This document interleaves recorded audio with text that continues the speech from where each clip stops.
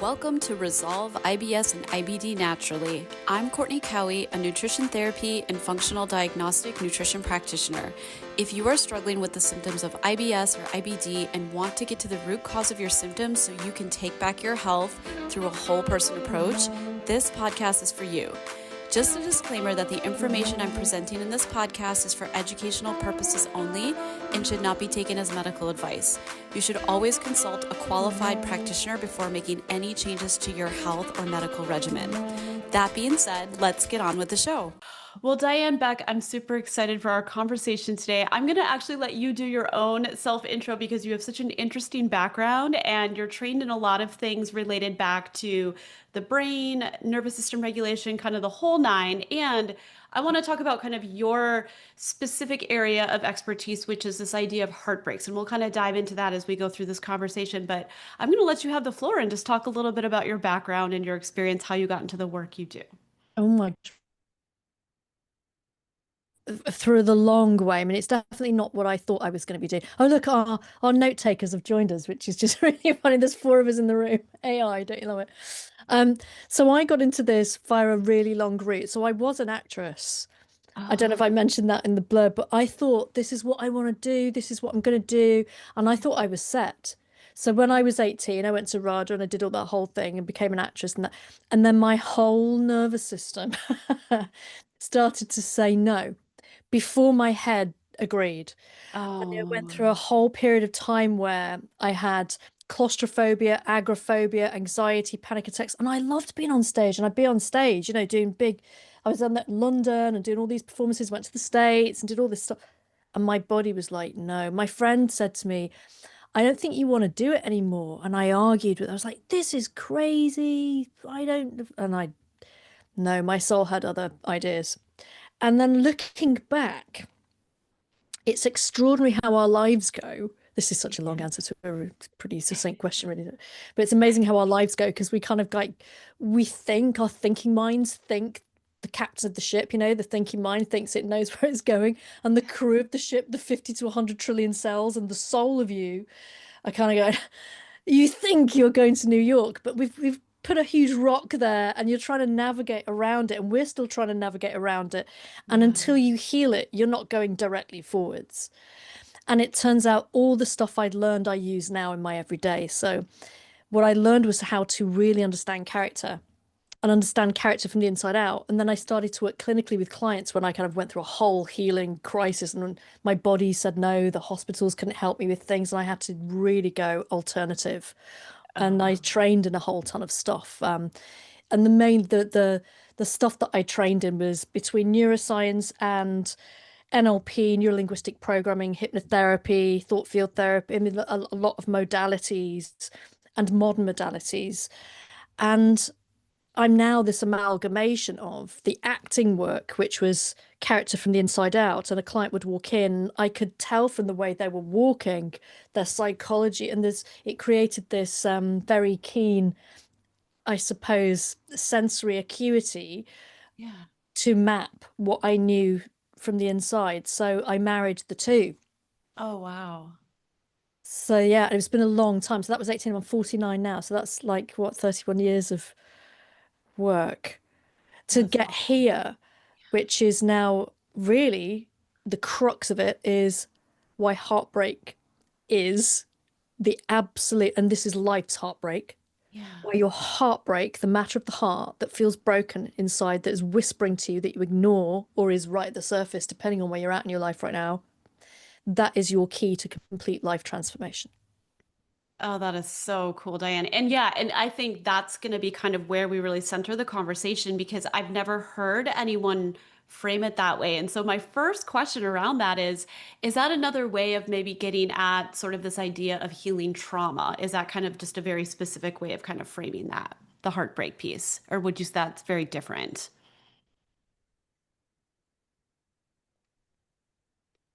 It does heal the trauma. Yeah. And I'm going to say that the trauma they're very confusing terms and they're used depending on who's using them to describe different things. Okay. But if I were to say to you that we've all had trauma, we have trauma all the time, and we feel like things are traumatic and they are coded on our amygdala and AMPA receptors, they're coded in the body. Yeah. We all have no idea that they're coded consciously, but then consciously we'll call something traumatic and stressful and trauma, and it might not be an AMPA receptor coding, it might not be there dormant waiting to a learning in the nervous system where you're not involved, where it's kind of Gotcha. like got a response ready. Gotcha. What I using the heartbreak to heal is not a way to approach trauma. Mm. Using the heartbreak to heal is about consciousness and awareness to trance. And what I mean here, and it's all linked, we walk around in a bubble, a comfort bubble of what our nervous system knows, and Yeah. whatever it knows, it's comfortable in. And so you can be in a really awful marriage or an awful situation or an awful relationship that's kind of quite abusive, but because you know it, it's a known zone and you feel comfortable and you'll stay in that prison, if you like, hellhole, Yeah. Or it can be something fantastic and you're expansive with it and you're learning all the time and that's your comfort zone. You're kind of putting yourself out there and doing skydives, but that's still a comfort zone because it's still known to your nervous system. Yeah. Whatever is known to you, your nervous system will go, okay. What it doesn't like is what is unknown. Yes. So when we have the heartbreak, it creates a trauma, it creates like a rip tear in the bubble, the trance. So if you think, going back to the word trance, like we're walking around 98% of the day in an unconscious automatic pilot. So as a Mhm. hypnotherapist, my job really was ever to knock people out of their bad trances, not to put people in trances. So Mhm. like we're walking around in trances of this is the way it is, which changes what you bring in from 50 million bits of information flying around your nervous system every second.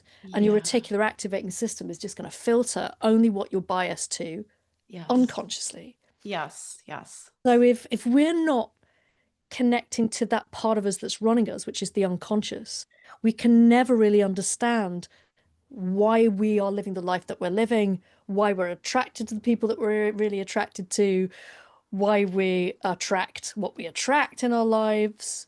Yeah. It's really got all the keys. So when you have heartbreak, the reason why it's amazing is because it's a little rip tear in your comfort and it all of your stuff that you've been hiding and pushing down potentially for decades, some people, years, really long time, all come up to the surface.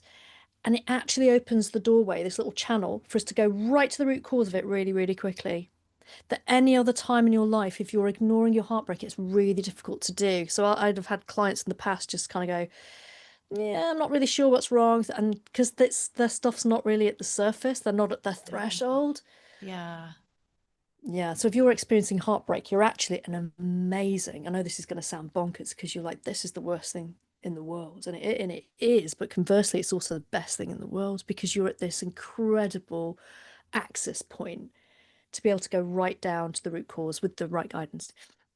And Awesome, Diane. Yeah, this resonates. I last actually almost a month and a half ago now, I did a advanced week-long retreat at Dr. Joe Dispenza's one of his events. oh, And so a lot of jealous. what you're saying really aligns with what he teaches as Yeah, yeah, well, just a little yeah, different language framework for it. But that whole idea that, yeah, your own personal reality is very much a program, right? And if you want to yeah. change the program, you have to actually get into this different way of viewing the world, which is essentially what he would argue is a personality transformation. So, with this idea of heartbreak, where I'd like you to kind of dig a little bit deeper, just to make sure I'm even tracking with this too, would you say that on some level from birth onwards, we're basically being programmed by our environment of origin, our formative relationships with our parents, and that sort of sets up our nervous system to be habituated to a certain state or condition. And then as different life experiences happen to us, these become then these heartbreaks that kind of open the door. Do I have that right, or am I kind of like misunderstanding it? No, all that sounds like it's completely in alignment with what I've discovered, but also there's epigenetic coding as well, which is the Okay. epigenetics, which is like I suppose in the wording of that is the above genetics, but really it's not just that your genetic determination will tell you what will happen. Your epigenetics is the frequency that is passed down genetically from mother's side or father's side. So Yeah. your unconscious mind's got access to all of that. So your unconscious mind knows that you are here pre-birth. You also existed in the womb. And then you've Yeah. also got contributions of mother's side and father's side. So in the healing that I do in the Healing Heartbreaks program, we go in on that and we also ask the unconscious mind to go wherever it needs to go to heal its own problem, because it already knows the root. And Yeah. it can manifest itself in so many different ways, like physiological symptoms, like IBS, like stomach issues, like digestion issues are classic for the gut brain to tell you something's not right. But our Yeah. traumas can be formed seemingly innocuously. It's always going to be, here's what I was taught, is that your trauma is going to be it's going to be around 4 or 5 different things. So you're going to have a specific event that's going to have happened, where you Yeah. have an element of inescapability, and that Okay. element of inescapability and emotional meaning then codes as trauma. So you've got Gotcha. inescapability, a very specific event that has meaning to you, and with those combined, will you then code trauma? Got you. And so that can be to a baby dropping its dummy and not being able to reach it, and its only perceived comfort that it's linked to, meaning to, an emotional meaning to, Yeah. creates crying and stress. And so trauma is going to be related to the event and the being in that event. So those things, it's the emotional meaning to the being, the personal meaning, the inescapability, the I can't get out of this situation. Okay.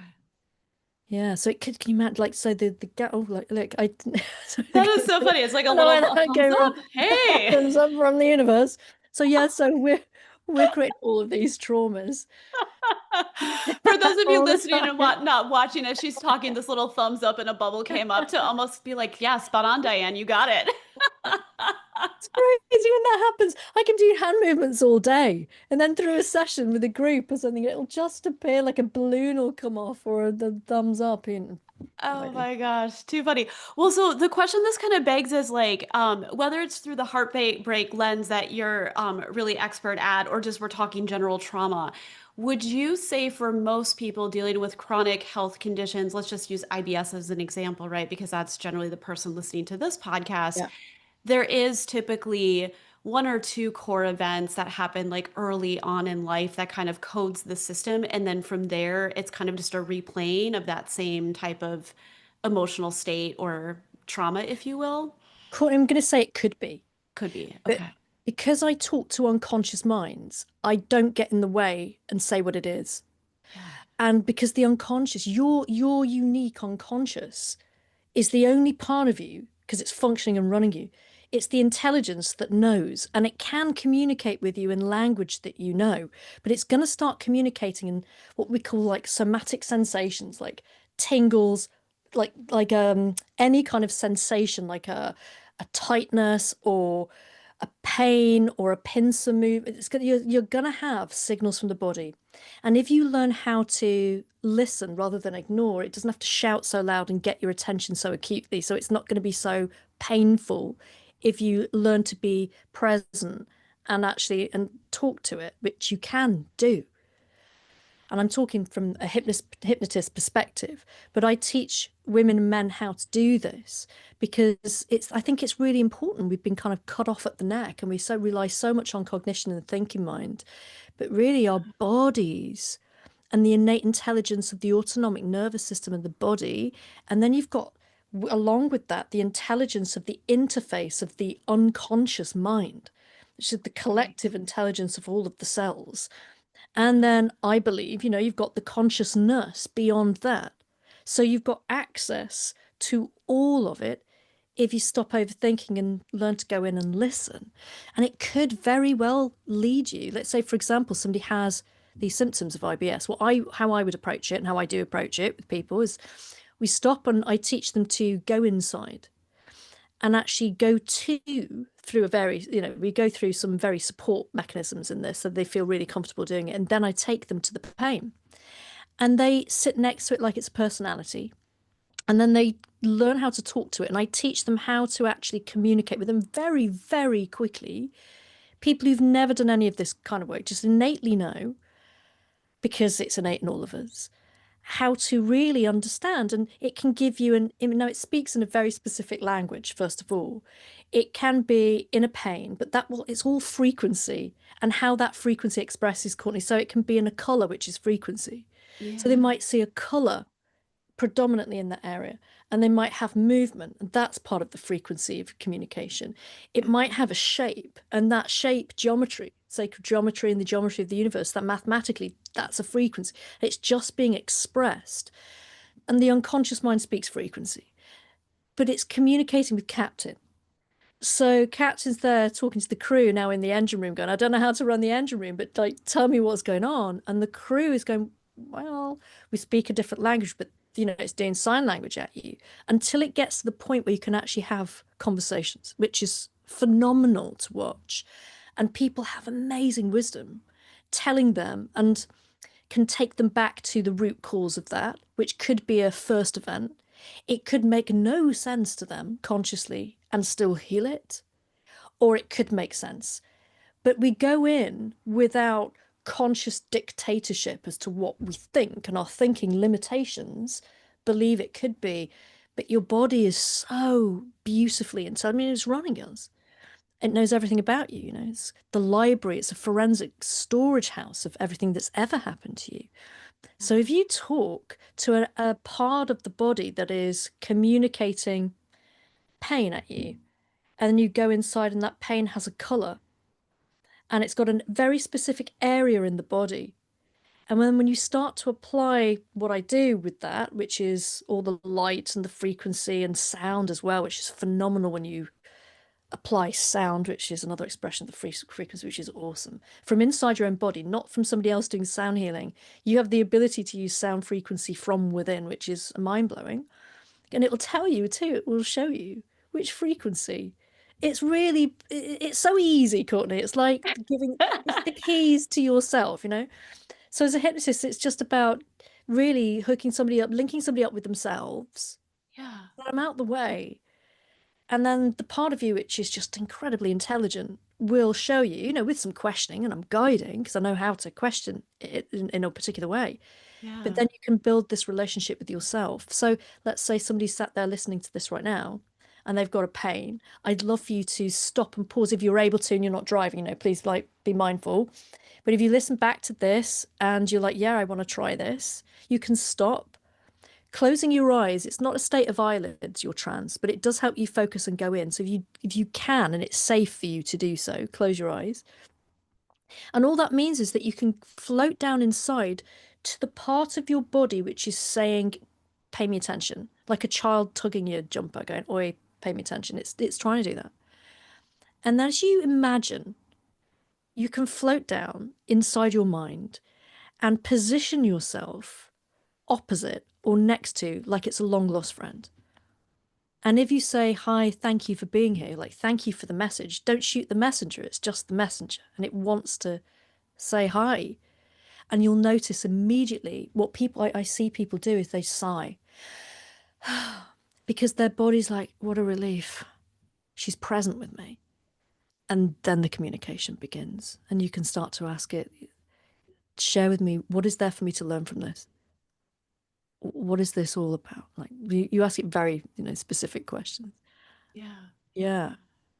Is that kind of where the magic happens? I'm thinking to myself, like, That's I know there's so many people that I work with, and I'm even just thinking about people in my family that I believe are quite detached from their bodies, right, Diane? Like they're not necessarily as like they would even say when I was describing, say, my experience with Dr. Joe's dispensas and like dissolving into nothingness, I would get so many oh, responses back, like, "What does that even mean? I don't even know what that means," right? Like, do you have people initially that are like, "Oh, I want to do this, but I'm struggling. What is the part? I don't know." Like, do you find that that's a bit of all a the time barrier? Yeah, in the beginning with it, in yeah, about for about 10 minutes. for about 10 minutes, and then you can get in there. Yeah, Because we all do it and we've all done it. We've done it as children, we did it as babies. It's a remembering. It's like I'm not teaching somebody, yeah, I'm reminding them. And I'm just using new language, maybe. But yeah, it's like somebody will hear something from me and they'll prefer how I say it to how Dr. Joe Dispenza says it, or somebody will prefer Dr. Joe Dispenza's meditations to my meditations. It's like we're yeah. both saying the same thing, really, but for Yeah. completely different perspectives. Yeah. it's a remembering, it's bringing you back to you. But what I found is that if you do learn how to talk to it, the healing can be so rapid. But for Interesting. those of you listening, thinking, "Oh, God, I mean, I get." I was on a podcast yesterday, and or the other day, she was just saying, "This is woo." This is really woo. Like, presumably, like her audience would find it really woo, and really, it's quantum physics and science. It's just we don't go over that in a pod. We don't have time to, and Yeah, that's not the purpose of a podcast. You can go and do your own research. This has been around for millennia. You know, Pythagoras was obsessed with it. totally. So the frequency medicine is like NASA use it. You know, it's been around for millennia, decades, centuries. So Yeah. you're in good hands. You know, and the fact that it's your body's language, wouldn't it be better if we learned it? You know, so we Yes. can learn it, and you already know it. And Yes. what's magical, I'll give you an example of Susan, and we did video her response to this, and we talked about this. In fact, I have it on camera this as well. So she had fibromyalgia, and her fibromyalgia went in about 20 minutes, half an hour of us doing this work, and she'd had it for about 10 years or so since her Oh, marriage wow. broke down. So Okay. she couldn't get out of bed. And people listening who've ever experienced fibromyalgia, it is brutal, and it can be really Mm, brutal on the system. yeah. Extremely painful and depletes people's energy, and they can lose careers, and they just have no energy, and it's very depressing. And it turns out the body that we were talking to inside of her is actually around her. She said it was around her and inside, and it was like she'd put herself in like a coffin, was the image that she was being shown. So she just had to dismantle that with the unconscious mind directing her exactly how to do that, which is so unique. It's nothing that I could say as a hypnotist, well, just, take it apart. I never do that. I always ask the unconscious exactly how to do this. And she also had to connect to family, which is where the tears came. And it was Mm, all about the fact she disconnected from family. And that unlocked a lot of held emotion that was what the fibromyalgia was like holding in. And it mm, was the idea that she hadn't connected to family. And then when she connected energetically to family, that was sufficient for the unconscious. The idea and the permission consciously will, of course, lead to conscious actions. And I'm sure that that has happened since. But yeah. the unconscious idea of not making herself be alone and disconnected, because we're human beings, we need connection. Right. And so when she allowed herself to do that, it went like completely went. Took a couple of days of calibration. She got in touch, like her whole nervous system was just recalibrated. She was fizzing everywhere. There was a lot of energy going around and probably lots of rewiring happening. But it's changes at that level go through all the four different stages, which is the spiritual, energetic, the emotional body, the physical body, and the mental bodies. There's a lot going on, you know. Wow. So when she calibrated, she looked completely different. Came back on in the group that I also work with as well. And people commented at just how much brighter she looked and amazing. Of course, it had gone, testably gone up, which I find as well, even just like watching it, watching someone else do that with themselves, Mhm. boggling, inspiring, moving, and just completely fascinating, but a complete honor. It's Yeah. like I was shown how to do it through my breakup, which floored me. And I was like, oh my God, I need to do more. Traditional psychotherapy doesn't work, and all this No. stuff doesn't work. And I had to like go really in and, use all the chops. I had to go like really, really in. It's like, oh, yeah, okay. I was like, okay. So the real root cause is not what we're led to believe. And it's not typically not, which is really controversial, it's typically not a childhood trauma.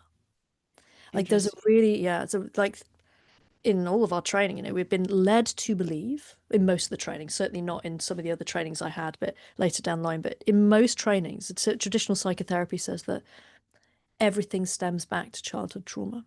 Mm, But it's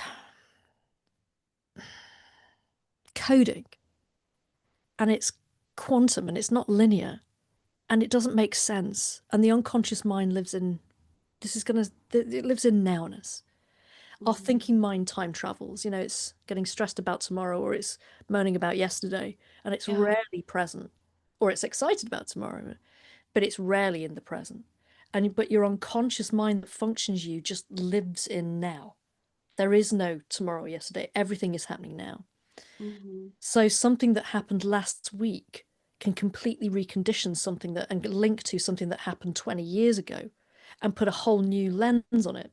In fact, there was Dr. Ronald Rudin, neuroscientist that I trained in Havening with. He was working with a 9/11, like he was like in New York, and he'd had patients. You remember him describing this to us in the training and saying that he was interviewing children that he'd worked with prior to 9/11 that had no trauma, that had scaled their trauma, let's say out of 10 on the SUD scale, these like subjective units of distress, and you've got to scale it out of 10. And they would scale it, let's say their lives, like the bad things, like 3 out of 10 or 2 out of 10. And then he had other children that he was working with that had excessive trauma that they really could scale at 8 or 9 out of 10. As soon as 9/11 happened, the children that had prior trauma, everything in their life went up and was reconditioned through the lens of that new trauma. It kind of amplified everything. Whereas the children that didn't have coded trauma, that were like 2, 3 out of 10, it didn't really affect them. The brain landscape is creative. So the landscape in the brain, if it has a trauma, you're now retrospectively looking back on your life through that lens. And we're biased. So if we're then going to a talking therapist and talking about our past and we're already in a lens of ultra negativity, we're not going to allow ourselves flexibly to see it from a completely different perspective. Right. Right. Yeah. That's so fascinating. Well, and I guess like, I don't know if I have a question here, but just something I've noticed in my own journey and doing different modalities. I've done some Havening, I've done some intergenerational trauma work, some of that stuff. And I think what can get really daunting as sort of the layperson navigating this journey, especially if you're really, type A and you're like, I want to get to the bottom of it. I want to do it right. Like it can be very almost like confusing where you start to think, well, is it something from my childhood that my subconscious brain is repressing, right?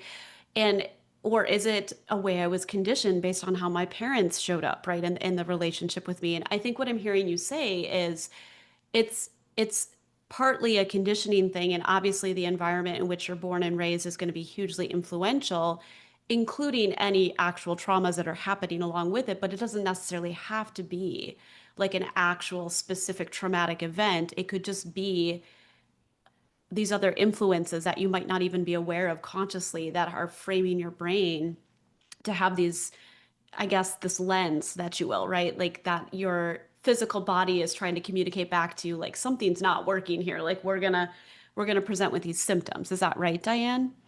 Yeah, how I would say that actually in a nutshell is that belief, the paradigm of decision and Yeah. belief can be formed, of course, from traumatic events. So Yeah. if what I've noticed talking to unconscious minds and from other trainings as well, where we were taught to look at belief really profoundly, and I know that Dr. Joe talks about it as well, but if you change your belief, you change your mind, you change your outcome, you change your outlook, and everything changes.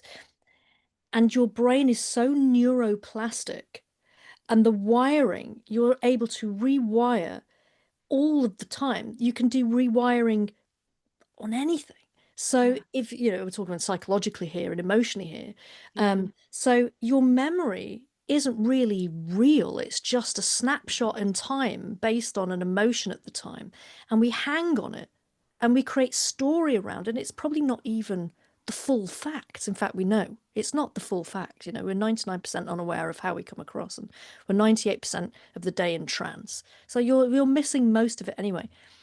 So if you can rewire your brain using emotion and visuals and massively rewire and collapse negative emotions, you can transform your old story in an afternoon. And I know because I've clinically done that and seen this happen with somebody. And they walk out feeling amazing and better than they did when they walked in without having to get the pen and paper out or us talk about old childhood traumas, which will flood their nervous system, refire up that old problem, put them back in the trauma, in the reactive mode, and then they're not in a solution focused mode. They're in a reactive mode, which is not a learning state, which is not creative. And if it's not learning and it's not creative, you are not going to go from that state to solution. You're going to Right. stay in that and build it and grow it, which is what happens. You then talk about something else, and that maps in the brain neurologically. You've now got a bigger neural cluster going, oh, we've got now a bit of Right. this. And that's how people walk out of talking therapy and they're like, I just feel worse than I did when I went in. Or they're in there for 10 years and they now have this amazing, tome of a story that they can write a novel about, but they're still Right. not feeling better. Right. So I'd say if you're navigating this thinking, oh my gosh, I'm overwhelmed and I just know that my life isn't where I want it and my body's shouting at me and my gut is hurting. Things are painful. Something clearly is not right. And I've been there, by the way. This is horrendous. And I had IBS, I had all kinds of issues, my body's shutting down. There has to be a moment of, which you have already done because you're listening to this podcast, there has to be a moment of stop, pay attention, and investigate a new way of looking at it. And may I suggest to lean towards going in to heal it rather than going outside of you to heal it. And what I mean is pills and pharmaceuticals and solutions outside of you that sound like they're going to be your savior. just just hold off those for a moment and just stop and go inside, and if you can find a way to connect with yourself. But you've also got, if you go to healingheartbreaks.com as well, on that website there is a link to, there's a free download on my Diane Beck coaching website as well that you can listen to, and that will help you go in and connect. But you might find a way through meditation or through sitting with yourself in the bath, in the shower, in bed first thing in the morning, or before you go to sleep at night when your brain is in theta state and you're more susceptible to connection to this part of you, and just ask some questions. And may that be the beginning of a journey of some uncomfortable answers, but they might not be what your thinking mind thought. It's like, am Mm. I open enough to listen to the whisper? Yeah, for sure, for sure. And I think the biggest piece of that, honestly, is getting committed enough to make the time to start to do that process with yourself too. Because, like, one thing I've just realized in navigating this path personally is you have to actually make some dedicated time priority changes to accommodate that type of work. I think on some level, it doesn't have to be a lot in the beginning, but I think part of what keeps us stuck in a lot of these programs is the habit and routine of our lives, right? And there has to be some kind of, just in my experience, conscious shift or interruption at some level to create that space to actually do that contemplative work and go inside and actually go through that process. Oh gosh, Courtney, yeah. Yeah. There's something, it's, I know life can get really hard and really fast, and there's a lot of distraction. Yeah. And it's just so tempting. And it's so part of our routine right now to Yeah. look for distraction, distraction, distraction. Yeah. And there's never time. There's never enough time. We're all of us busy and overwhelmed with brains full of information. If you can, just put a chink in the door, just put a wedge in the door to allow that light in just a little bit, even 5 minutes. I tell my clients to multitask and do it when they're on the loo, so there's no excuse. You know, like don't take your phone to the loo, take yourself to the loo and take those 5 minutes. Like, can you Yeah. resist taking your phone to the toilet and Yeah. actually sit with yourself and have a mindfulness session of, I'm going to go inside and I'm going to just put my hand on my belly and feel the warmth and then float my mind down and just sit with it like it's a long lost friend, just to begin with, and then just breathe.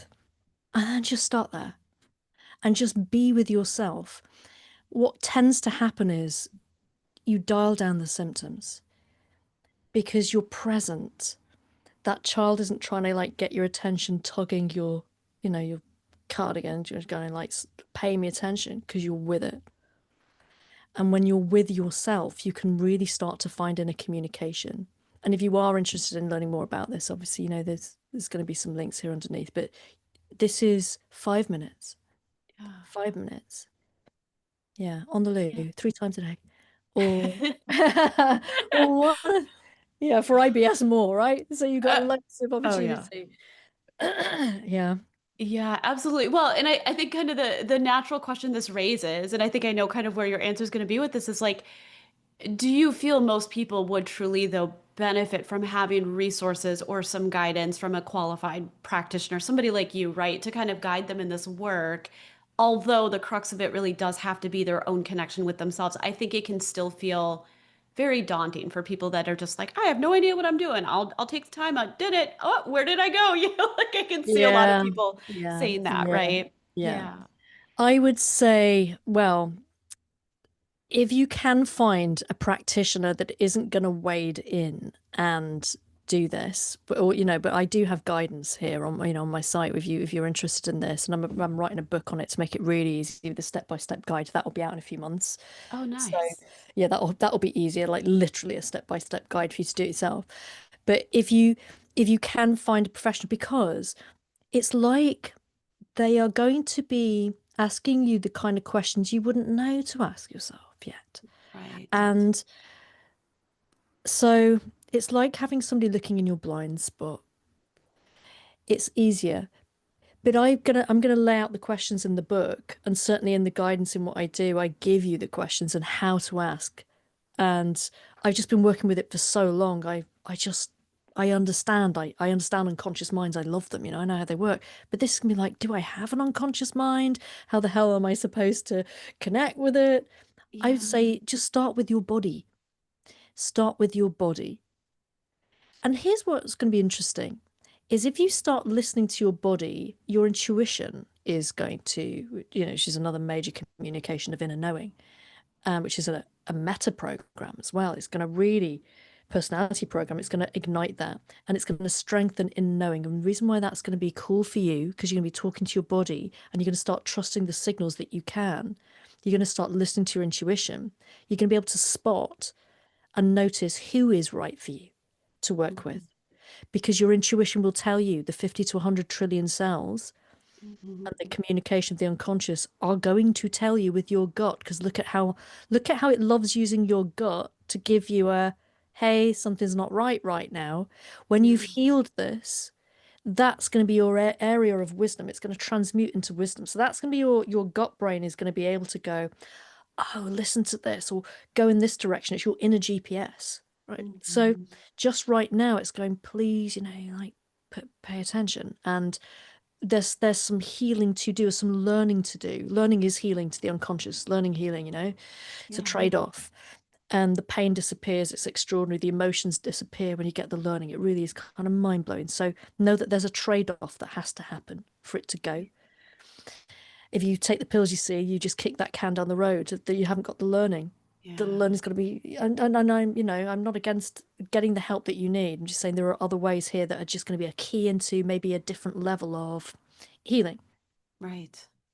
But yeah, it's going to turn your intuition on, and isn't that great in this time of fakery and stuff to really have a way to go in and go, well, I know my gut really talks to me. And so that's the part of me I know is going to give me answers. Yeah, because Right. it's already talking to you right now Yeah. in a way you Well, don't like. But when you make friends with it, and there's some healing happening and some frequencies are going in and there's some exchange and some communication, magic can happen there. And yeah. that's a brain, the gut brain, and all of the neurological connections. Yeah. Like, it's phenomenal. Your serotonin in the gut and all of the feel-good chemicals waiting for you, and the direction and the inner knowing, just you're just a few connections and moments away, and a bit of practice away from wisdom in there. I couldn't even go for a walk without planning my bathroom breaks. If you have IBSD or IBD and feel trapped by your gut, you're not alone. I used to plan my life around bathroom breaks until I found a 3-step solution that finally worked. To get my free guide, IBSD and IBD Relief, a 3-step solution to end bowel urgency and loose stool, click the link in the show notes below. Yeah, for sure. You could almost think of it as like that part of the body that's probably screaming for attention is the superpower, right? Like it's the Exactly. Yes. yeah, it's like this is your ultra sensitive receptor signal, if you will, or whatever you want to call it. It's like Yeah. there's that side that, it's like most things, there's going to be a light and a dark side to it, right? And obviously it's going to read as like we got issues when things are not right, but what a gift to have a part of your body that can be that sensitive to giving you that Yes. type of feedback, right? Yeah. It's going to be beautiful. It's just shouting right now. Yeah, Yeah. it's amazing. It is a superpower. You've created an acute way of listening. If you really listen to this, it'll dial down the pain and you'll start to get information. How exciting for you, If you're experiencing this, that you're calling me out, going, no, I think this is a load of rubbish. Try it. I dare you, I challenge you to try it. Just try it. Yeah.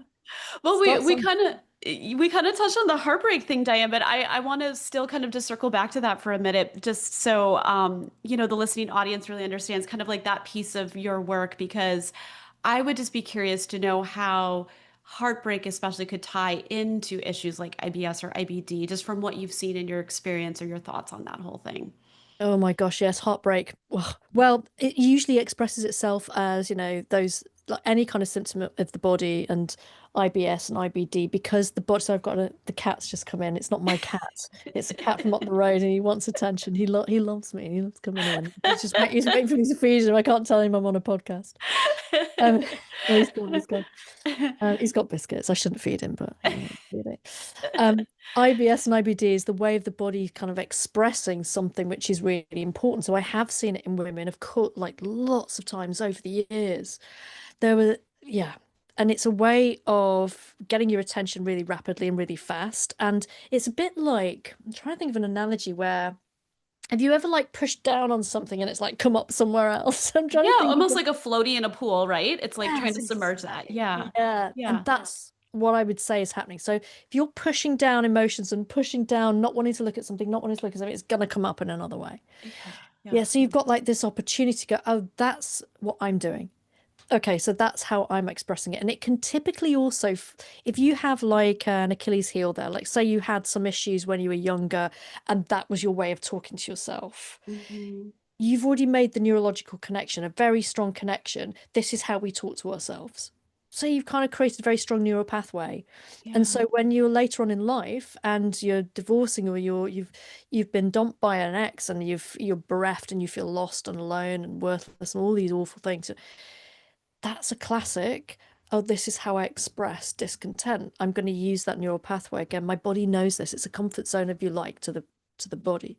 So yeah, I've Yeah. seen it a lot and amongst lots of other things as well.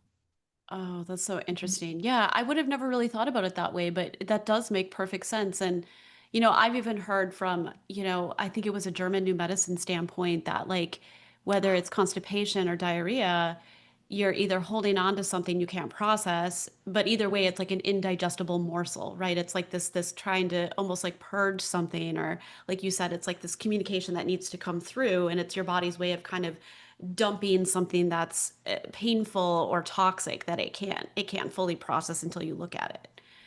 Yeah. I would say that Germanic medicine interpretation, I would still extract from that isn't that metaphorical, and yet, unless you've asked the unconscious mind of the individual in front of you, you can't say what it's about. Yeah. Because each individual, we're all so unique and Yeah. we all have a complete map of uniqueness of experiences and expressions.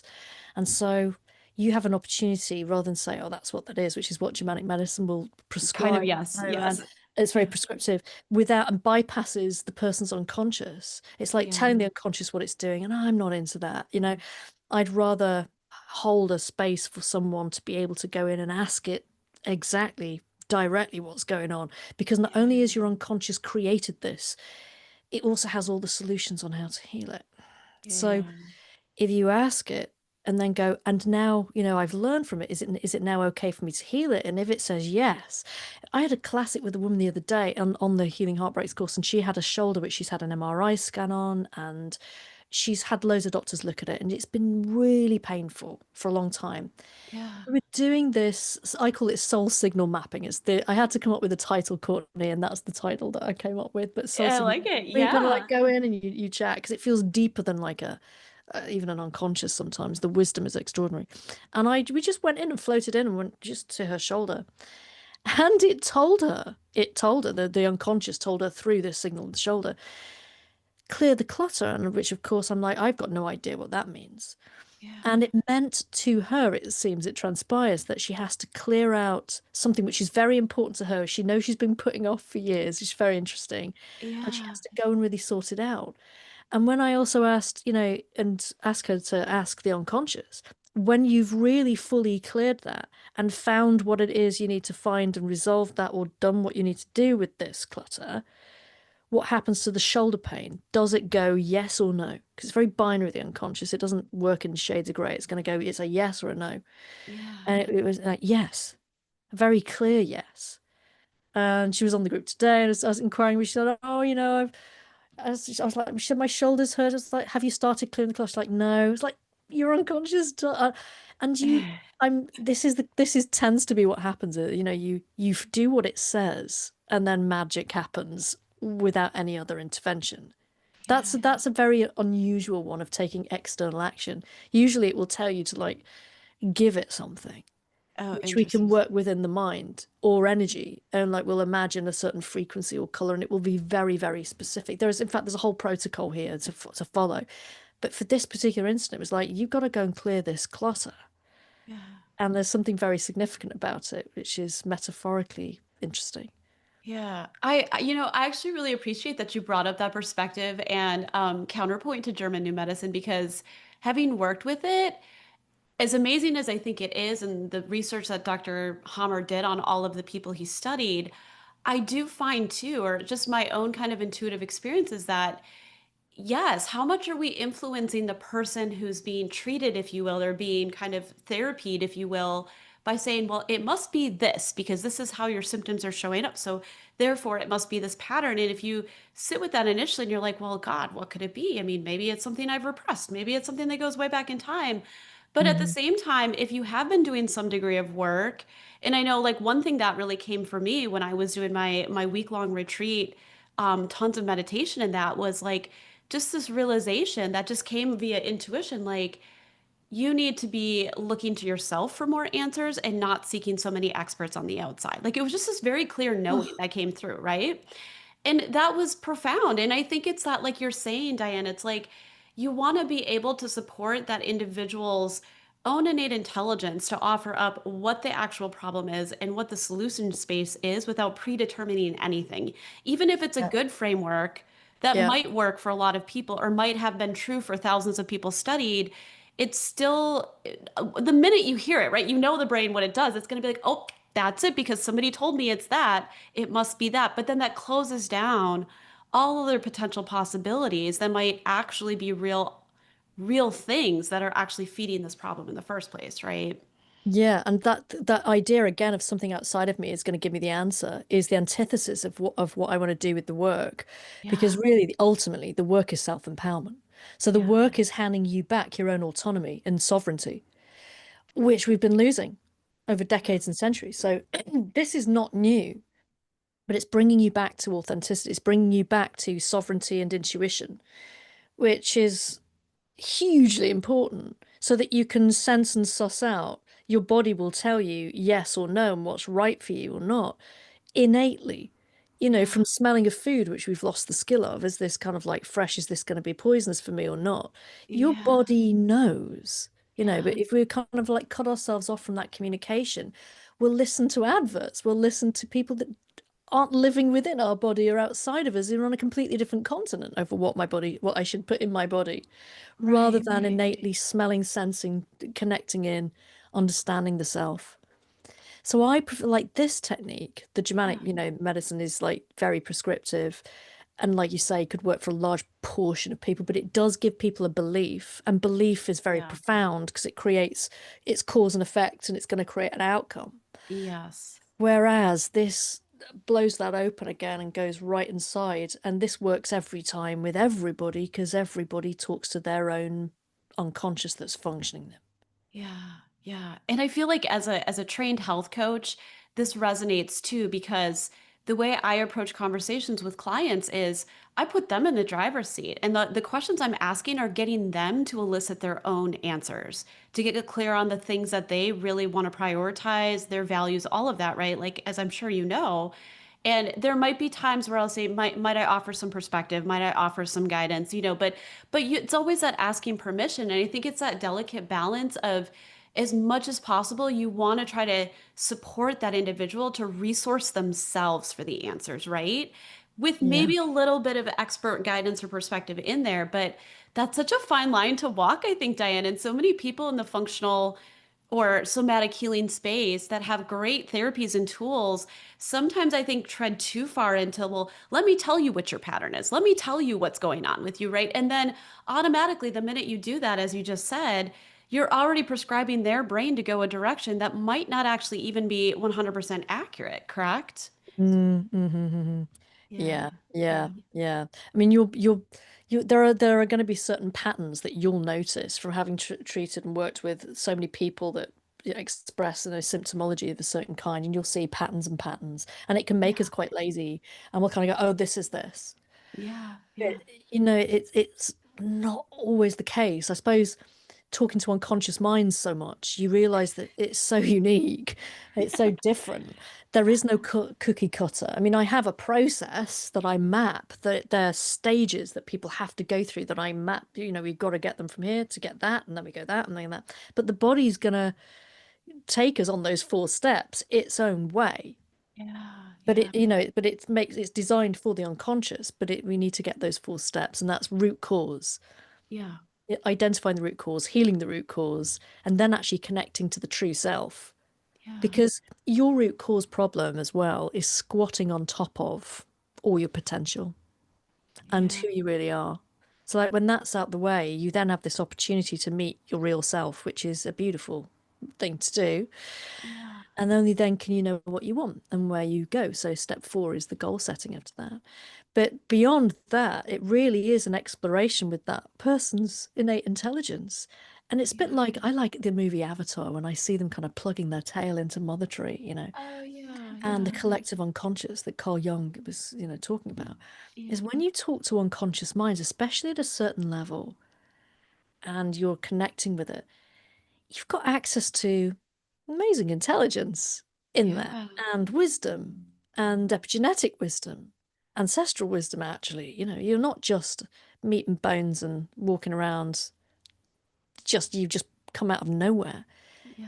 You are a continuation of all of the ancestors and generations before you. You are perfection of that at this point. You're the amalgamation of all of it. So you've got connection to all of that as well. So there's a lot you can connect to when you talk to the unconscious. Oh, it's so awesome. Well, I could continue to have this conversation with you for another hour. Oh, In the interest of time, I definitely want to yes. be sure that you share your resources and how people can connect with you because you've just had such an amazing perspective, and I know people are going to want to Thank dig you, in and Courtney. learn more. Oh, so how you can get hold of me? My website is Diane Beck Coaching. That's Diane with one N, Diane Beck Coaching, BECK. We've got a beer in the UK called Beck's Beer. So in the UK, that's really easy. You just say like Beck's Beer, but in the US, you might not have that. So Diane Beck Coaching. And the resource, you can find a resource on that website, which is completely free to download. You just put in your email address and you actually get access to it immediately. But if you are experiencing heartbreak, healingheartbreaks.com.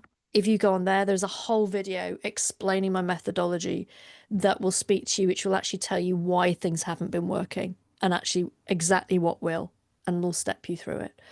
So that might give somebody clarity if they're experiencing heartbreak, whether that's relational or a loss of any kind that's a matter of the heart. Heartbreak is heartbreak.